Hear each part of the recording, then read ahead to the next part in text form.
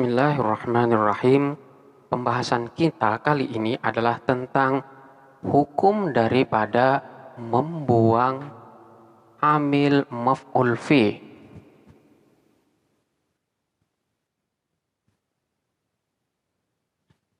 Bagaimana hukum daripada membuang amil dari dhorof atau membuang amil dari maf'ul fi? Di sini terdapat beberapa ketentuan.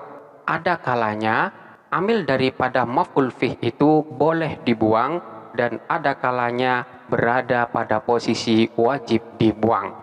Kita mulai dari membuang amil maf'ul fi atau dhorof yang dalam hal ini boleh dibuang. Amil maf'ul fi boleh dibuang manakala kalimatnya sudah dapat dimengerti.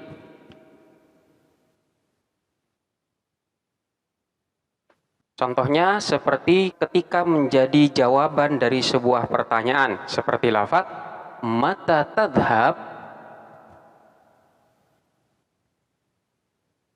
Ada pertanyaan mata tadhhab, kapan kamu pergi? Kemudian dijawab dengan yaumal khamis. Yaumal khamis ini adalah merupakan jawaban dan jawaban ini berupa dhorof atau maf'ul fi. Amil daripada lafaz yaumal khamis di sini dibuang karena memang jawaban yaumal khamis ini adalah merupakan jawaban yang sudah dapat dimengerti sekalipun tanpa menyebutkan amilnya. Takdirannya adalah adhabu yaumal khamis. Adhabu, aku berangkat atau aku pergi yaumal khamis, pada hari Kamis. Jadi posisi daripada yaumal khamis ini sebagai maf'ul fi yang hukumnya nasab dan yang menasobkan ini adalah lafaz adhabu. Yang dalam hal ini adhabu sudah boleh dibuang. Ini adalah keadaan yang membolehkan untuk membuang amil dari maf'ul fi atau dhorof.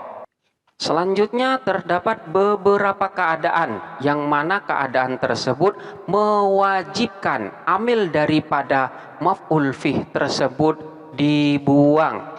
Keadaan tersebut yang pertama adalah manakala dhorof menempati di posisi khobar. Jadi keadaan yang pertama adalah amil daripada dhorof atau maf'ul fi itu wajib dibuang manakala maf'ul fi tersebut menempati di tempatnya khobar. Contohnya seperti lafaz al-imtihanu ghadan. Al-imtihanu adapun imtihan ghadan besok. Lafaz ghadan ini adalah merupakan dhorof atau maf'ul fi yang posisinya menempatin di tempatnya khobar. Takdirannya adalah hasilun ghadan. Lafaz hasilun ini adalah merupakan khobar daripada lafaz al-imtihan. Jadi lengkapnya adalah al-imtihanu adapun imtihan hasilun ialah terjadi ghadan besok. Selanjutnya lafaz hasilun di sini dibuang dan dhorofnya di sini menempatin di tempatnya khobar. Ini menurut pendapat yang beranggapan bahwa dhorof harus terkait dengan amilnya, yang dalam hal ini amilnya adalah lafaz hasilun. Jadi karena memang dhorof di sini harus terikat dengan amilnya dan di dalam susunan al-imtihanu ghadan di sini tidak ada yang cocok kepada lafaz yang mana lafaz ghadan ini akan dikaitkan, maka di sini harus ada lafaz yang dibuang dan lafaz yang dibuang tersebut kedudukannya sebagai khobar di dalam susunan ini. Sehingga lafaz ghadan di sini dikaitkan dengan lafaz hasilun yang dalam hal ini berkedudukan sebagai khobar yang dibuang. Al-imtihanu adapun ujian, hasilun ialah terjadi ghadan besok. Apanya yang besok itu? Hasilun, dilaksanakannya. Sebagian pendapat menyatakan bahwa lafaz ghadan inilah yang kedudukannya sebagai khobar. Jadi di sini ada dua pendapat. Ada yang mengatakan bahwa khobar di dalam susunan al-imtihanu ghadan ini adalah kalimat yang dibuang, yang dalam hal ini adalah lafadz hasilun. Hal ini terjadi karena dzaraf harus ada keterikatan dengan amilnya, sehingga harus ada khobar yang dibuang, yang itu adalah lafadz yang dikaitkan dengan dzarafnya. Kemudian pendapat yang kedua menyatakan bahwa di dalam susunan al-imtihanu ghadan, khobarnya adalah dzaraf itu sendiri, bukan kalimat yang lain. Sehingga maknanya adalah al-imtihanu adapun imtihan, ghadan ialah besok. Ini adalah pendapat yang kedua. Kemudian kondisi yang kedua, yang mana amil daripada dzaraf tersebut wajib dibuang adalah manakala dzaraf itu menempati posisi dari hal. Contohnya seperti lafaz ra'aituka baina al-mujahidina fi sabilillah. Ra'aitu melihat siapa saya kepadamu bainal mujahidina di antara orang-orang yang berjihad fi sabilillah di jalan Allah. Kita perhatikan lafaz bainal mujahidin. Baina ini adalah merupakan dzaraf yang i'rabnya wajib nasab, sementara amil yang menasabkan lafaz baina di sini adalah lafaz yang wajib dibuang. Takdirannya adalah wafiqan. Ra'aitu melihat siapa saya kepadamu wafiqon padahal berada bainal mujahidina di antara orang-orang yang berjihad fi sabilillah di jalan Allah. Lafaz wafiqon di sini kedudukannya sebagai hal. Selanjutnya lafaz wafiqon di sini dibuang dan lafaz bainal mujahidina ini menempatin di tempatnya hal. Oleh karena itu, setelah halnya di sini dibuang, maka jadilah lafaz ra'aituka bainal mujahidin. Ra'aitu melihat siapa saya kepadamu bainal mujahidina padahal berada di antara orang-orang yang berjihad fi sabilillah di jalan Allah. Jadi bainal mujahidina ini posisinya berada di tempatnya hal setelah hal itu dibuang. Kemudian keadaan yang ketiga adalah manakala dzaraf atau maf'ul fih tersebut menempati di tempatnya na'at. Contohnya seperti lafaz ishtara Khalidun al-kitaba min maktabatin amama al-madrasah. Ishtara membeli Khalidun, siapa Khalid, al-kitaba kepada kitab, min maktabatin dari perpustakaan, amamal madrasah yang ada di depan sekolahan. Kita perhatikan lafaz amamal madrasah.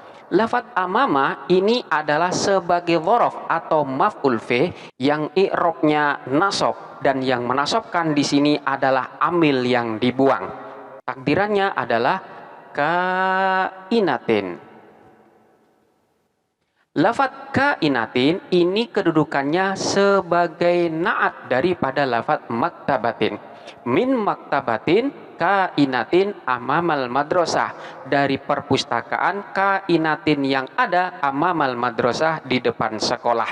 Lafaz kainah yang kedudukannya sebagai naat ini dibuang. Selanjutnya tempat dari naat ini ditempatin oleh dzaraf. Maka jadilah lafaz min maktabatin amamal madrasah.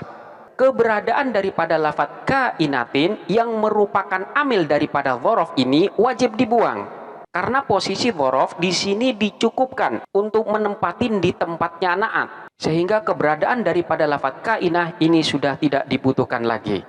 Ini adalah keadaan yang ketiga. Kemudian keadaan yang keempat adalah manakala dzaraf menempatin di tempatnya silatul mausul. sehingga keberadaan daripada amil tersebut tidak dibutuhkan lagi. Oleh karena itu dia wajib dibuang. Contohnya seperti lafaz ishtara. Khalidun al-kitaba min maktabatin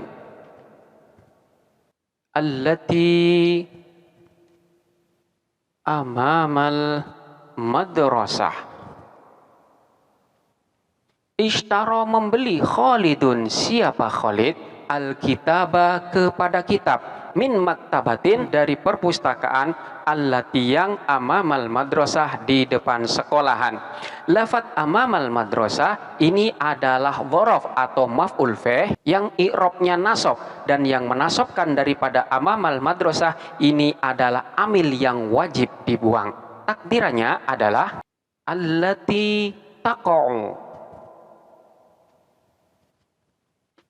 Jadi ishtara Khalidun al-kitaba min maktabatin allati taqa'u amamal madrasah. Ishtara membeli Khalidun, siapa Khalid, al-kitaba kepada kitab, min maktabatin dari perpustakaan, allati yang taqa'u berada. Apa itu allati? Amamal madrasah di depan sekolahan.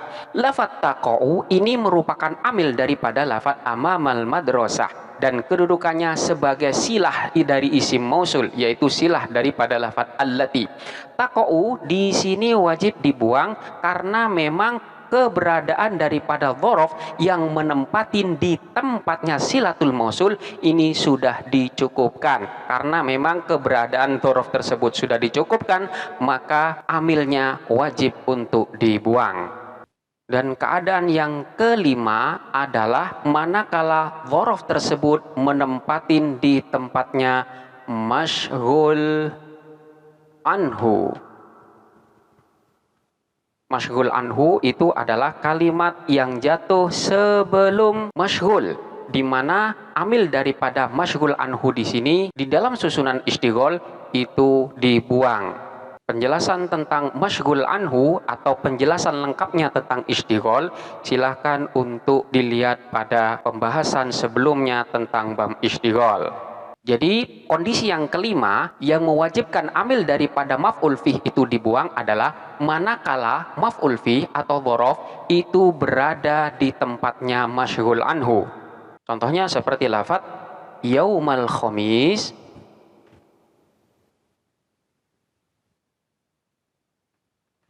sumtu fihi.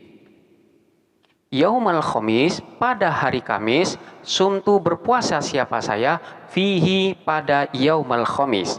Yaumal khamis di dalam susunan ini adalah susunan istighol yang posisinya sebagai masyghul anhu. Lafaz sumtu ini adalah masyghulnya, sementara lafaz fihi ini adalah masyghul bihnya. Ketika dzaraf berada di tempatnya masyghul anhu, maka amil daripada masyghul anhu yang dalam hal ini adalah berupa dzaraf di sini wajib dibuang. Takdirannya adalah sumtu yaumal khamis sumtu fihi. Sumtu berpuasa siapa saya, yaumal khamisi pada hari Kamis, sumtu berpuasa siapa saya, fihi pada hari Kamis.